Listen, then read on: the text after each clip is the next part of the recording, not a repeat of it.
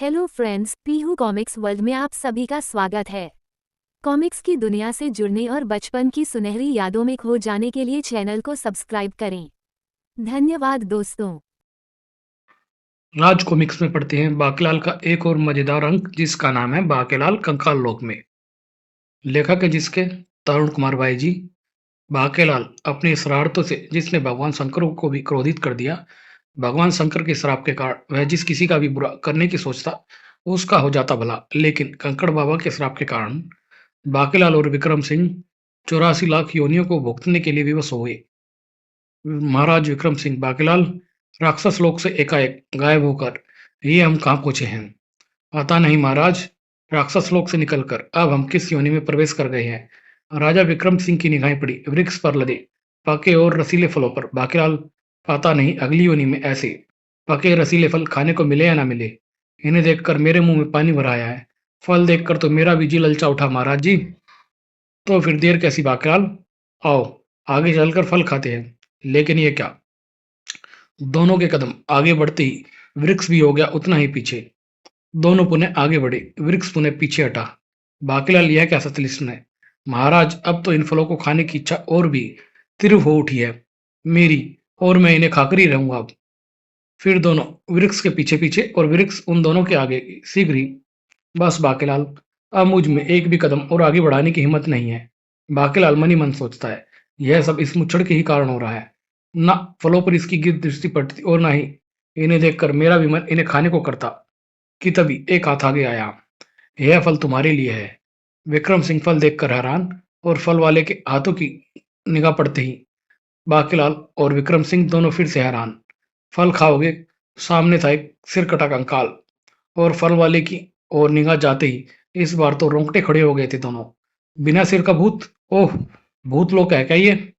अब मैं इस मूंछ वाले और इस चोटी वाले को दिखाता हूँ एक जादू। बुरा हो कमबख्त उस कंकड़ वाले बाबा का।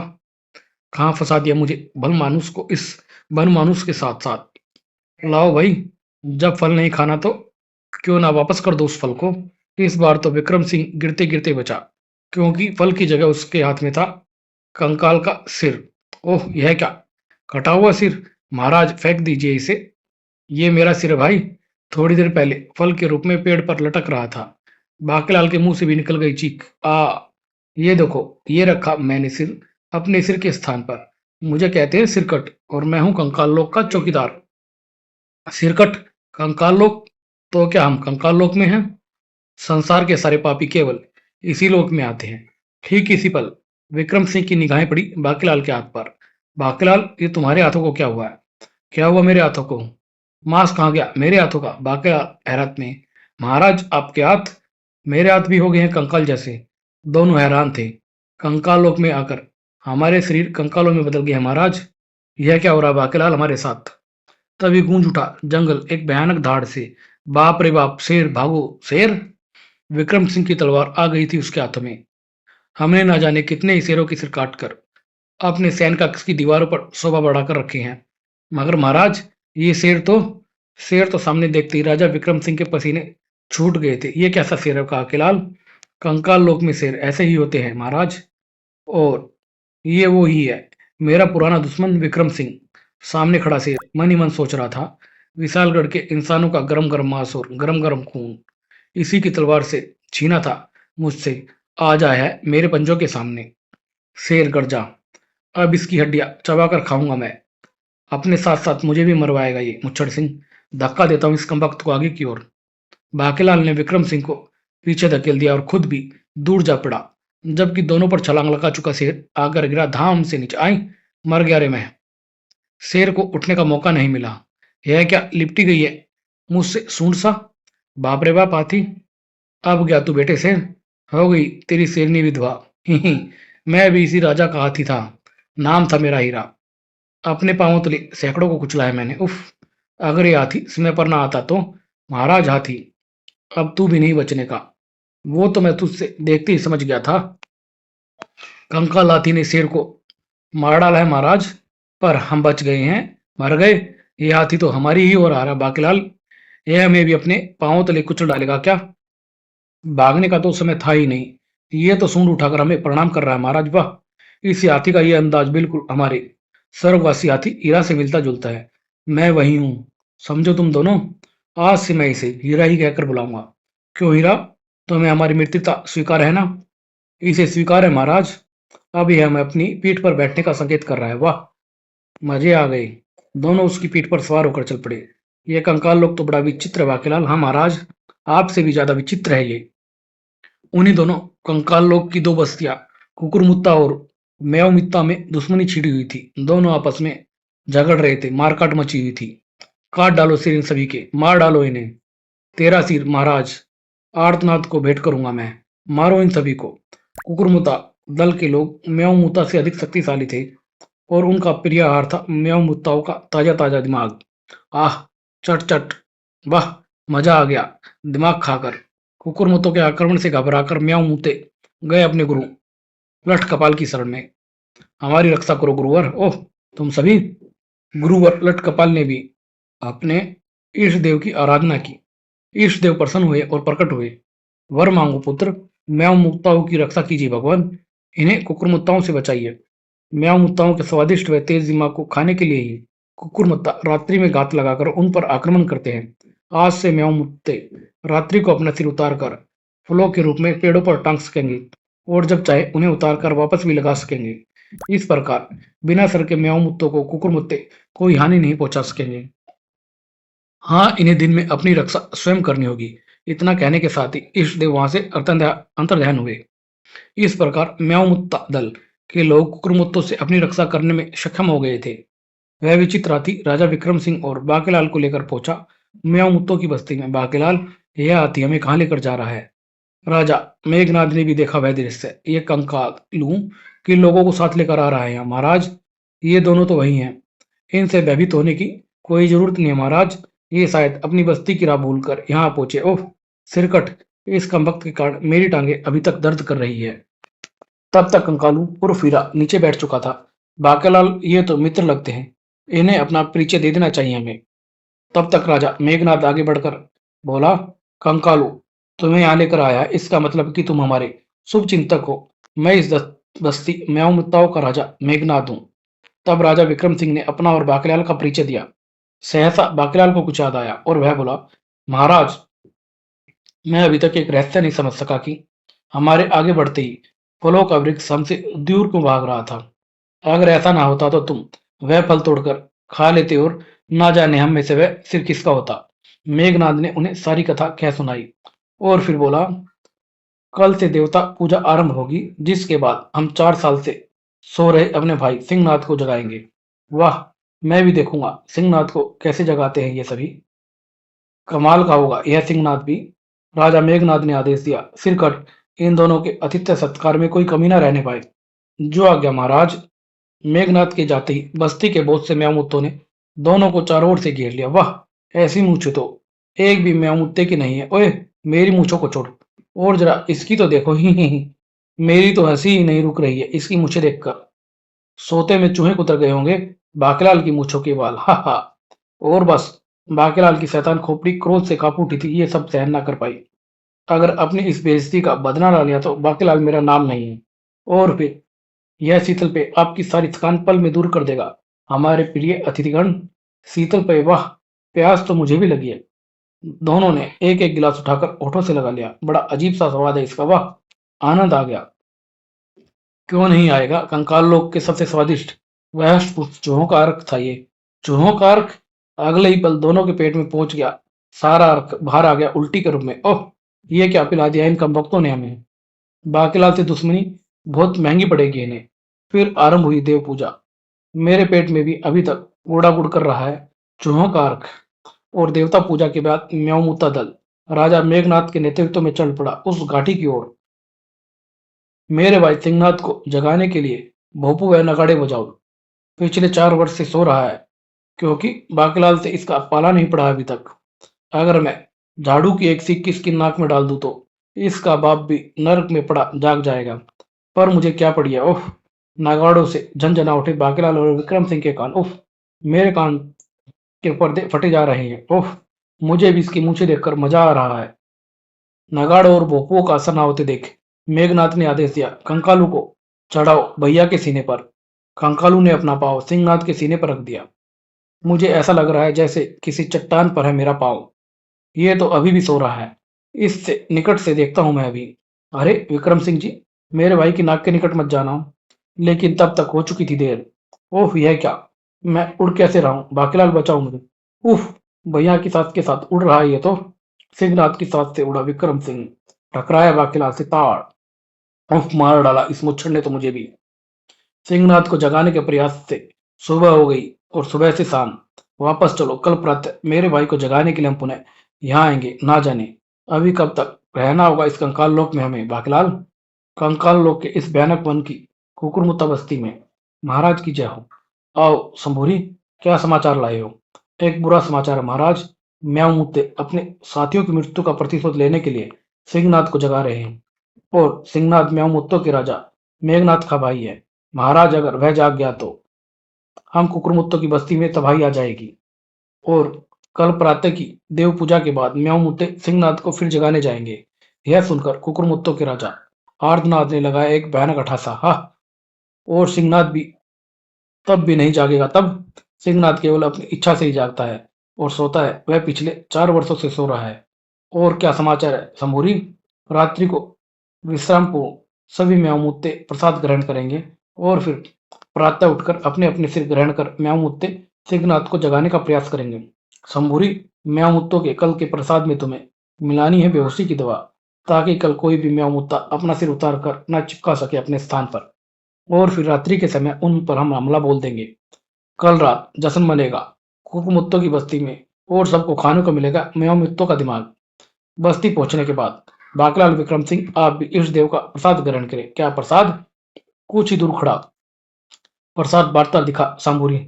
ओह, बन गया मेरा काम तो शंभूरी। अब जल्दी से चलकर तू महाराज को ये खुशखबरी दे। इधर विक्रम सिंह ने प्रसाद हाथ में लिए खड़े बाकीलाल की ओर देखा। क्या बात है बाकीलाल, तुम प्रसाद नहीं खा रहे? महाराज, पहले शीतल पेय के धोखे में हम चूहों का अर्क पी गए और प्रसाद के रूप में मुझे ये चूहों का ही हलवा लग रहा है। बाकीलाल ने कहा। ओह, मुझे भी यही लगता है। अचानक उछल पड़े दोनों। अरे अरे, इन्हें क्या हुआ? अभी तो इन्होंने अपने सिर उतार कर फलों के रूप में पेड़ों पर भी न टांगे थे। ये तो बेपेंदी के लोटों की तरह लुढ़क गए महाराज। बाकीलाल, इस प्रसाद में अवश्य ही बेहोशी की दवा मिली है। ओह, इसमें से तीव्र गंध भी आ रही है। और बस, बाकीलाल का शैतानी खोपड़ी शैतानी सनक सवार हो गई थी। वो मारा पापड़ वाले को। अब आया ऊंट पहाड़ के नीचे। घटा बाकीलाल, अब इनसे अपनी बेइज्जती का बदला लेने का वक्त आ गया है। म्याऊं बिल्ले, कमबख्त बाकीलाल को पिलाने चले थे चूहों का अर्क। अब बाकीलाल निकालेगा तुम्हारी खोपड़ियों का अर्क और पिलाएगा उस कुंभकर्ण के भतीजे सिंहनाथ को। बाकीलाल गरजा।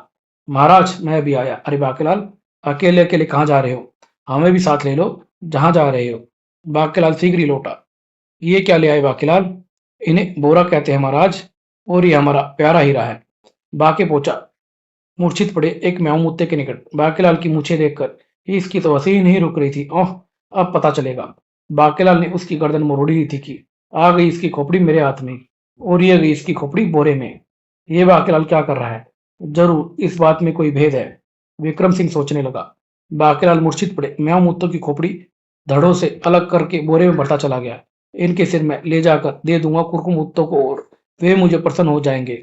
आखिर विक्रम सिंह के सब्र का बांध टूटा। बाकीलाल, आखिर तुम मुझे बताते क्यों नहीं कि तुम ये सब क्या कर रहे हो?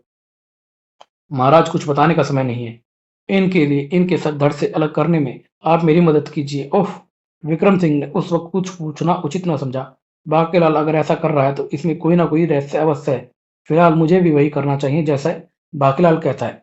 शीघ्र ही बोरा लबालब म्याऊं मुत्तों के सिर से भर गया था। जल्दी कीजिए महाराज, इस बोरे को उठाकर हीरा की पीठ पर लदना है। ये दोनों क्या कर रहे हैं? दूर खड़ा हीरा सोच रहा था। बाकी और विक्रम सिंह दोनों बोरे सहित हीरा की पीठ पर सवार हुए। अगर विक्रम सिंह ने ज्यादा चू चपड़ की तो इसकी भी खोपड़ी तोड़कर फेंक दूंगा सिंहनाथ की घाटी में।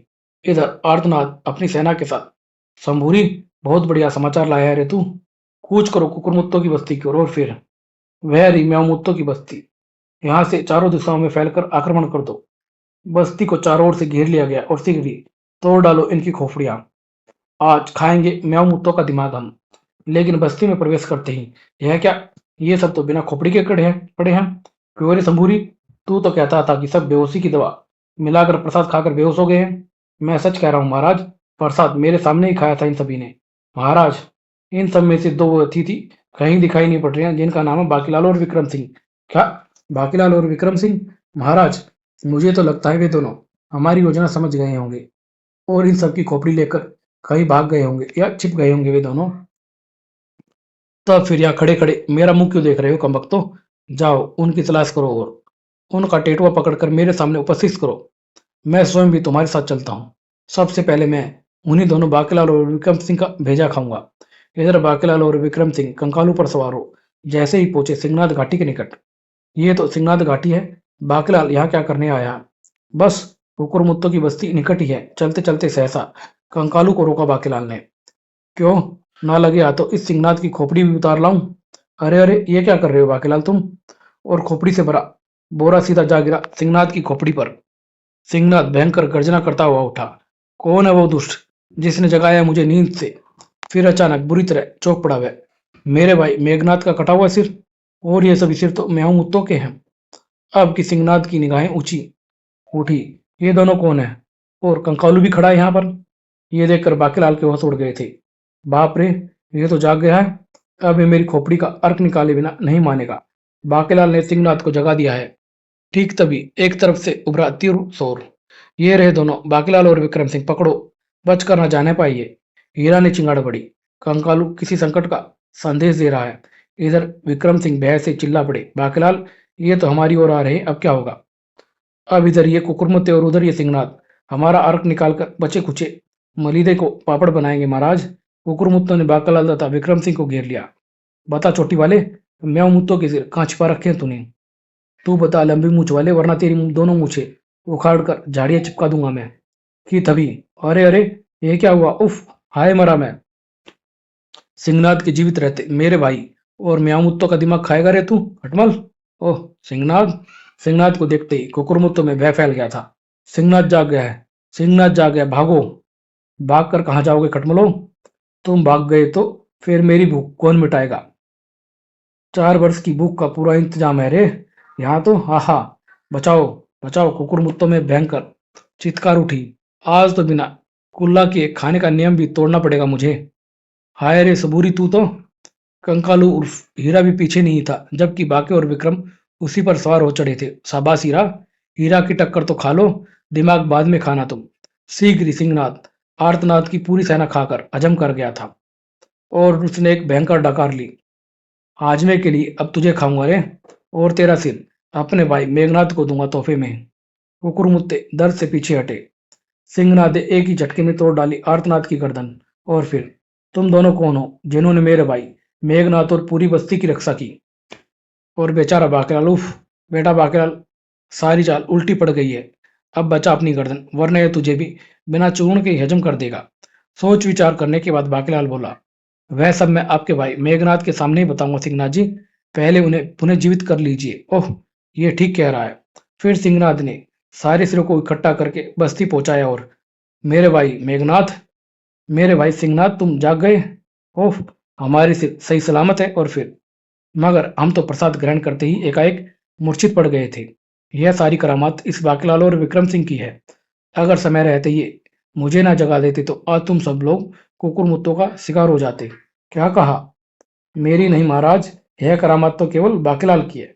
मैंने तो केवल इसकी मदद की है, विक्रम सिंह ने जवाब दिया।